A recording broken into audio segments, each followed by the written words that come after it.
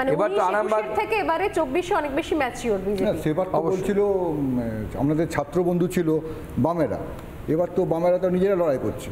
না না, দেখুন বামেরা ছাগলের তৃতীয় সন্তান, এখন ওদের অস্তিত্ব বলে কিছু নেই। দু একটি জায়গায় ভোট পাবে, কিছু ভোট পাবে, কিন্তু বামেরা অলরেডি টেস্টেড এবং রিজেক্টেড।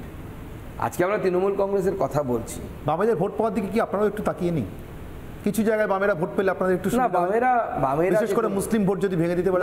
বামেরা অনেক জায়গায় মুসলিম ভোট পাবে, তাতে আমাদের লাভ হবে, সেটা তো লুকিয়ে রাখার কোনো বিষয় নেই। ঠিক, এবং আমরা চাই তো মুসলিম ভোট বামেরা পাক। বামেরা এত সেকুলার, মানে সোকল সেকুলার যাকে বলে আর কি, তো তারা মুসলিম ভোট পাচ্ছে না কেন? মুসলিমরা, বাংলার মুসলিমরা বিজেপিকে কবে ভোট দেবে? বিজেপি ক্ষমতায় এলেই দেবে। মুসলিমরা সবসময় ক্ষমতাসীন দলকে ভোট দেয়, এটা আপনি যদি স্টাডি করে দেখেন সব জায়গাতেই তাই বলে, এখানেও তাই দেবে। অন্য রাজ্যেও তো হয়েছে, হ্যাঁ অন্য রাজ্যে হয়েছে, গুজরাটে হচ্ছে। এই যে বামেরা, এর সঙ্গে ক্ষমতা ছাড়া অন্য কোনো সমীকরণ নেই?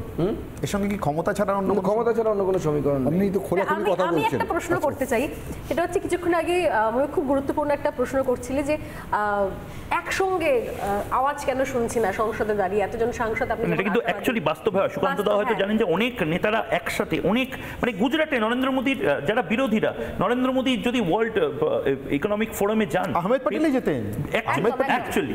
আমার সে জায়গা থেকে মনে পড়ছে ময়ূক শুভ্রাংশু লাস্টবার যখন নির্বাচনের আগে যখন সুকান্ত মজুমদার একটা ইন্টারভিউ করেছিলাম, উনি আমাকে একটা পয়েন্ট বলেছিলেন যে 100 দিনের কাজ বঞ্চনা নিয়ে।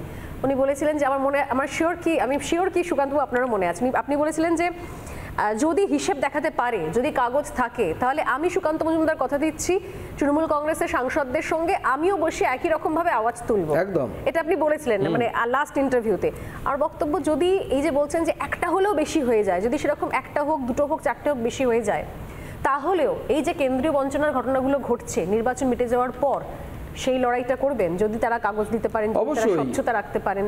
অবশ্যই আমি এখনো বলছি, কাগজটা দিয়ে দেন মমতা বন্দ্যোপাধ্যায়, এই হচ্ছে আমার হিসেব, 100 দিনের টাকা আমার লাগবে। দেখুন সিম্পল কথা, কেন্দ্র সরকারের গ্রাম উন্নয়ন মন্ত্রকের কতগুলো কোয়ারি আছে, আপনি কোয়ারিগুলো ফুলফিল করুন। তৃণমূল কি বলছে, মেনে নিচ্ছে হ্যাঁ চুরি হয়েছে, নিজেরাই বলছে কিছু জায়গায় চুরি হয়েছে, আমরা টাকা ফেরত দিয়ে দিচ্ছি, কিন্তু আপনি কোথা থেকে টাকাটা ফেরত দিচ্ছেন? আপনি কেন্দ্র সরকারের টাকা, গভর্নমেন্ট এক্সচেকার মানে পাবলিক মানি, জনগণের টাকা, আপনি সেই টাকা চুরি হয়েছে, চুরি করেছে কি আপনার প্রধান, আপনার নিয়োগ করা নির্মাণ সহায়ক, বিডিও, এরা চুরি করেছে, আপনি ওটা পশ্চিমবঙ্গের সরকারের ফান্ড থেকে ফিরিয়ে দিচ্ছেন। মানে জনগণের টাকা চুরি হয়েছে, জনগণের ফান্ড থেকে আবার ফিরিয়ে দিচ্ছে, তা কেন হবে? ওই যে ব্যাটা চুরি করেছে তার কান ধরুন, তাকে ফেরত দিতে বলুন, যে বিডিও চুরিতে যুক্ত ছিল তাকে অ্যারেস্ট করুন। যতক্ষণ না পর্যন্ত আপনি কারো উপরে রেসপন্সিবিলিটি দেবেন, কে লায়াবল সেটাই আমরা বুঝতে পারছি না, তাকে করুন, কেন হবে না? আর মিনিমাম সম্মানটুকু বিরোধীদের দিন। একজন বিরোধী সাংসদ, আপনি অবাক হয়ে যাবেন, আমরা গেলে ডিএমরা উঠে দাঁড়ায় না, এরকম হয়? হ্যাঁ, আমি নিজে মানে চোখে দেখেছি। আমি একটি দলের রাজ্য সভাপতি, আমি মাননীয় প্রধানমন্ত্রীকে আমি নাম ধরে বলে দিচ্ছি, মেদিনীপুরের এসপি এবং ডিএম ভিআইপি লাউঞ্জে অপেক্ষা করছে, আমরা মাননীয় প্রধানমন্ত্রী, আমি সাংসদ এবং রাজ্য সভাপতি, এরকম না যে বিদায়ী সাংসদ, তখন তো ভোটও ঘোষণা হয়, চুপচাপ আরামসে বসে গল্প করছে। উঠে দাঁড়িয়ে কমসে কম যে নমস্কার করা, মিনিমাম যে সৌজন্য বোধ নেই। আমি যখন প্রথম জিতি, জেতার পরই যেখানে যেখানে জিতবো আমরা, এবার তো কত করবে আমি জানি না, পারবে কোথা থেকে, প্রত্যেক জায়গায় ডিএম আর এসপি চেঞ্জ হবে। আমিও জিতেছিলাম 19-এ, একজন ভদ্রমহিলা আমার ডিএম ছিলেন, ডক্টর প্রিয়া সামথিং, প্রিয়া আমি নাম ভুলে গেছি, সরি তার জন্য, তাকে চেঞ্জ করে দেওয়া হলো, এসপিকে চেঞ্জ করে দেওয়া হলো, তারপরে একজন ডিএমকে নিয়ে এসে বসানো হলো, যে আমার সাথে দেখা পর্যন্ত করতো না। আমি জোর করে একদিন দরজা ঠেলে ঢুকে গেছি, ঢুকে গিয়েছে, বলছে আপনি ঢুকলেন আমাকে স্লিপ দেননি। আমি বললাম অর্পিতা ঘোষ ঢুকলে স্লিপ দেয়? বলে হ্যাঁ দেয়। বলে দেখান, একটা স্লিপ দেখান আমাকে, একটা স্লিপও দেখাতে পারেন না। এই যদি আপনি বিরোধীদের সাথে সম্পর্ক রাখেন, কোন বিরোধী আপনার জন্য লড়বে?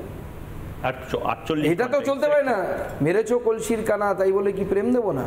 আর 48 ঘন্টা জাস্ট বাকি, তারপরে আজকে ইন্টারভিউ, সারাদিন আপনাদের অনেক কাজকর্ম আছে, সোমবার মঙ্গলবার, ধুকপুক ধুকপুক একটু কি হবে স্যার? মানে মাস্টার মশাইকে জিজ্ঞেস করছি, সেই দিন একটু টেনশন হবে, স্বাভাবিক, এটা রেজাল্টের দিন তো একটু টেনশন হবে, রেজাল্ট আসছে কি হচ্ছে না হচ্ছে, কিন্তু যেহেতু আমি নিজের রাত পাইচারি করার মতন রাত না, জাগা আমি ওরকম পছন্দ বিষয় নেই। করিনি। আমার মাধ্যমিক উচ্চ মাধ্যমিকের রেজাল্টের সময়ও করিনি, কারণ আমি ঈশ্বরে বিশ্বাস করি। আমি জানি যে কর্ম করলে পরে তার ফল সঠিক আছে, জো হোগা দেখা যায়। দেখা যাবে। সময় একদম শেষ। শুভ্রাংশু একটা প্রশ্ন করবো করতে চাইছিলাম সুকান্তবাবু, একটা প্রশ্ন আমি নিশ্চয়ই সুকান্ত একটা প্রশ্ন করবো সুকান্তবাবু আপনার কাছে। এবারের নির্বাচনের ফল ঘোষণার পর একটা নতুন জিনিস বাংলায় দেখা যেতে পারে, যাবে আমি বলছি না, না গেলে হয়তো আপনিও আপনার মতো আমিও একই রকম খুশি হব। ঠিক যে কায়দায় নির্বাচনের 6 নম্বর বা 5 নম্বর ফেজ থেকে বেছে বেছে হিন্দু সম্প্রদায়ের মানুষকে হুমকি দেওয়া হয়েছে, হিন্দু প্রতিষ্ঠানগুলোকে হুমকি দেওয়া হয়েছে, তাদেরকে নিশানা করা হয়েছে, এই ফল যদি আপনাদের পক্ষে খুব ভালো হয়, তারা কিন্তু সবাই মিলে বিপদে পড়তে পারে রাজ্যের বিভিন্ন প্রান্তে। না, কিচ্ছু বিজেপি হবে কি না। ভূমিকা নেবে? আমি বলছি, আপনাদেরকে আশ্বস্ত করছি, কিচ্ছু হবে না, আপনারা নিশ্চিন্তে থাকুন। এবং যে সমস্ত সংস্থাগুলোর উপরে মুখ্যমন্ত্রী তার কুনজর ফেলেছেন বা বক্রদৃষ্টি বলা ভালো, ফেলার চেষ্টা করেছেন, তাদের যে প্রতিবাদ রাস্তায় নেমেছে, সেই প্রতিবাদের ফলে আমার মনে হয় মুখ্যমন্ত্রী পিছু হটতে বাধ্য হবেন। মুখ্যমন্ত্রী তার মানসিক সন্তুলন তো হারিয়েই ফেলেছেন। কয়েকদিন আগে মাননীয় প্রধানমন্ত্রীর র্যালির পরদিন মাননীয় মুখ্যমন্ত্রী যেভাবে অঙ্গভঙ্গি করেছেন মিডিয়াতে, আপনারা দেখেছেন। একজন মুখ্যমন্ত্রী এগুলো মানায় না। এখন রকের ছেলেরা বসে এগুলো করবে। আর পশ্চিমবঙ্গে রকে বেকার ছেলে বসে থাকা ছেলে তো কোনো উপায় নেই, কাজ নেই। বেকার ছেলেরা বসে আছে, চা খাচ্ছে, চপ খাচ্ছে, বিড়ি সিগারেট টানছে, আর ওগুলো করছেন। কিন্তু একজন মুখ্যমন্ত্রী আপনি এই কাজ করছেন, এটা মানায় না আপনাকে। শুভ্রাংশু, না, এই প্রশ্নটা করা উচিত, মানে করে দেওয়াই যাক, যখন খোলাখুলি বলছেন। আমরা তো সবাই এক্সিট পোলের পর রিল্যাক্সড হয়ে রয়েছি, প্রশ্ন করি। নির্দ্বিধায় করতে পারে। কোনো সেটিং ছিল কি? কোনো সেটিং? হ্যাঁ, ছিল তো। সিপিএম আর তৃণমূলের পাক্কা সেটিং আছে। সিপিএম বলছে যে সেটিং ছিল, কিন্তু সেটিংটা ফিটিং হয়নি, সেই জন্য ঝামেলাটা হচ্ছে। না, দেখুন, প্রথম কথা হচ্ছে মমতা বন্দ্যোপাধ্যায়ের সাথে সেটিং হওয়ার কোনো কথা বা গল্পই হবে না। তার কারণ মমতা বন্দ্যোপাধ্যায় এবং তৃণমূল কংগ্রেস এই মুহূর্তে ভারতবর্ষের আন্তরিক যে সিকিউরিটি, ইন্টারনাল সিকিউরিটি, আন্তরিক সুরক্ষা, তার জন্য থ্রেট। এবং দেখুন, আমরা কোনো রাগ ঢাক করি না।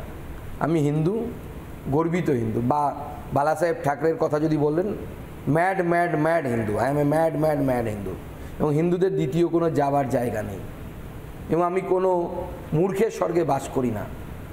এই ভারতবর্ষই একমাত্র জায়গা এখানে হিন্দুদের থাকার, যেখানে অধিকার আছে, নিজের ধর্ম আচরণ পালন করার অধিকার আছে। এর সাথে কম্প্রোমাইজ করার কোনো জায়গা নেই, আমার কারো দ্বিতীয় জায়গা নেই আমাদের যাবার। সেই জন্য আমরা আমাদের দৃষ্টিভঙ্গিতে একদম ক্লিয়ার। আমাদের যখন 2টো সিট ছিল, যখন কিছুই ছিল না, তখনও বলতাম আমরা রাম মন্দির ওখানে তৈরি করব, তখনও বলতাম আমরা 370 ধারা আমরা বাতিল করব। আমরা এখনও সেই জায়গায় আছি। আমরা এখনও বিশ্বাস করি অভিন্ন দেয়ান্নি বিধি হওয়া উচিত। আমরা কোনো রাগ ঢাক করি না। আমরা এটা বিজেপি, তোমার যদি পছন্দ হয় তুমি এসো, এটাই বিজেপির নীতি। বিজেপি দেশের সাথে কোনো জায়গায় বিন্দু মাত্র কম্প্রোমাইজ করবে না। যদি কোথাও জায়গায় ভুল হয়ে যায় সেটাকে আমরা রেকটিফাই করবো, দেশ সবার আগে। এবং আমাদের যাবার জায়গা নেই, সেই জন্য করছি। এটা কোনো বড় ইয়ে নিয়ে করছি এরকম নয়, আমার নিজের স্বার্থে করছি। আমার মেয়েটা কোথায় যাবে, তার মেয়ে ছেলে যেই হোক না কেন, নেক্সট জেনারেশন কোথায় যাবে, যাবার কোনো জায়গা নেই, এখানেই থাকতে হবে। এবং আমি আমার ধর্ম সংস্কৃতি নিয়ে থাকতে চাই, আমি কনভার্ট হতে চাই না, পরিষ্কার কথা। অতএব আমার এই মাটি রক্ষা করতে হবে, এই ভূমি রক্ষা করতে হবে। বেশ, অনেক ধন্যবাদ সুকান্ত মজুমদার। আমার মনে হয় কি আজকে নির্বাচনের পর, এক্সিট পোলের পর অনেকটা খোলামেলা একটা আমরাও কথা বলতে পারলাম। রবিবারের আড্ডাটা বেসিক্যালি এটা রাজনৈতিক আড্ডাই হয়ে দাঁড়ালো একটা খোলামেলা কথোপকথনের মধ্যে দিয়ে। নিঃসন্দেহে আবার দেখা হবে আপনার সঙ্গে, আবার কথা হবে ঠিক এভাবেই, তবে রেজাল্ট বেরোনোর পর। নমস্কার, ভালো থাকবেন। অনেক ধন্যবাদ।